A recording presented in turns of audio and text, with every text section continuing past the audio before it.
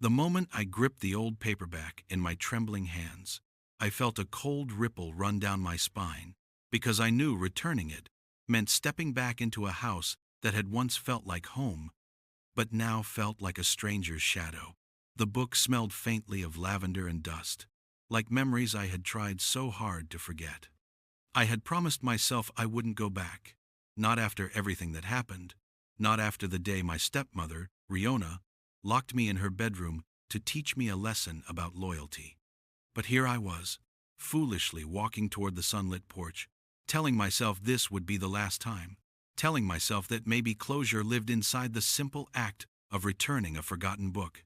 If you believe in kindness, forgiveness, and second chances, please like, comment, share, and subscribe to Kind Hearts Satires. It truly helps stories like these reach more hearts. The day was bright, almost too bright, as though the sun wanted to expose everything I was trying to hide.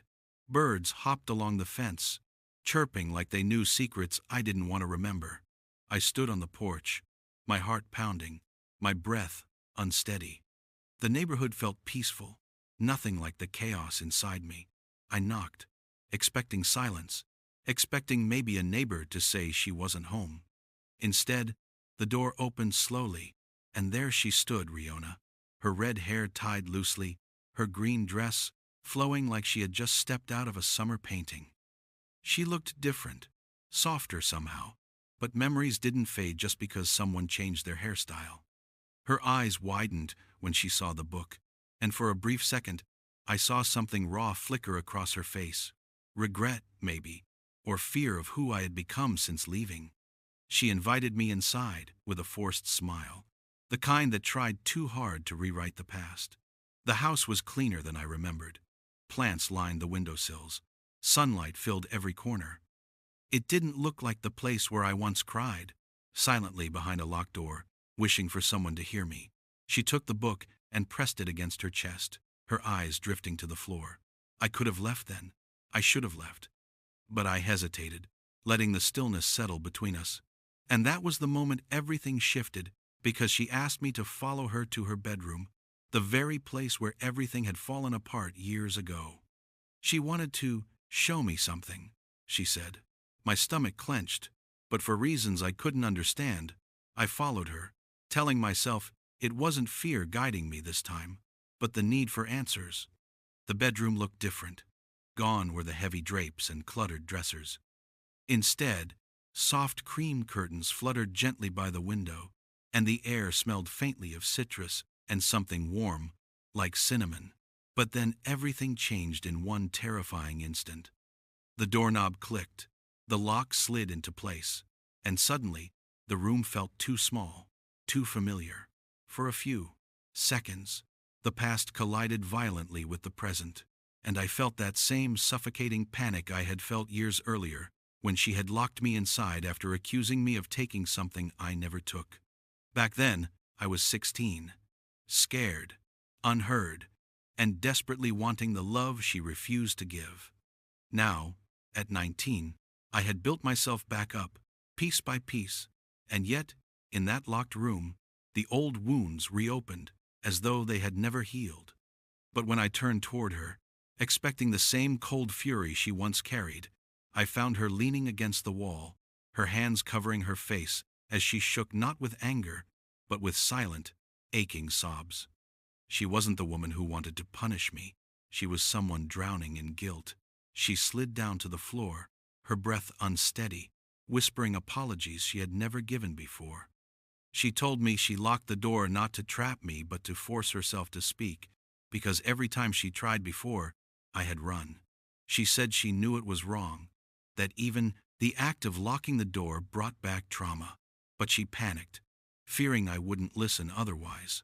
I didn't know whether to yell, cry, or walk out the window. The sunlight streaming across the carpet felt surreal, too peaceful for such a confession. For years I had carried anger like a shield, telling myself she never cared, that she only pretended to love me when my father was around.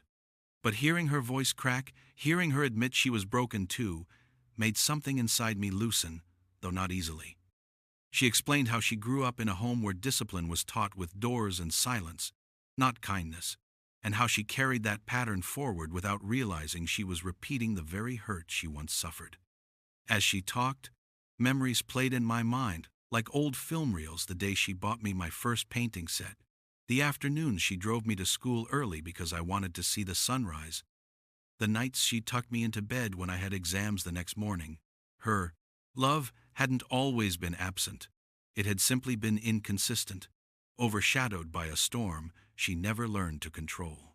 The room felt warm, the breeze lifting the curtains, and for the first time since entering, I didn't feel trapped. The lock still scared me, but the truth unfolding between us scared me more because it meant everything I believed might not be the full story. I took a deep breath, steadying my trembling hands. I wasn't ready to forgive her fully, but I was ready to listen. So I sat down across from her on the wooden floor, my legs folded, my heartbeat slowing as sunlight painted gold across our shadows. She reached out hesitantly, not touching me, but placing the book gently on the floor between us, like an offering or a bridge. She told me the book had once belonged to my mother, something she never knew until she found a note tucked inside. She explained how she had wanted to return it earlier but felt unworthy, terrified I would think she was trying to replace what could never be replaced. Hearing her say my mother's name cracked something inside me, not in pain, but in a fragile, unexpected tenderness. She admitted that part of her harshness came from insecurity, from fearing she was never enough, that she could never fill the space my mother left behind. It didn't excuse what she did, but it made the edges of my anger soften, like ice melting under morning light. The more she spoke, the more I saw someone flawed, scared, and desperately wanting redemption. And in her honesty, I found pieces of my own healing too. I realized I had locked myself away emotionally long before she ever locked a physical door. I had carried resentment as a way to protect myself, unaware that it was slowly weighing me down.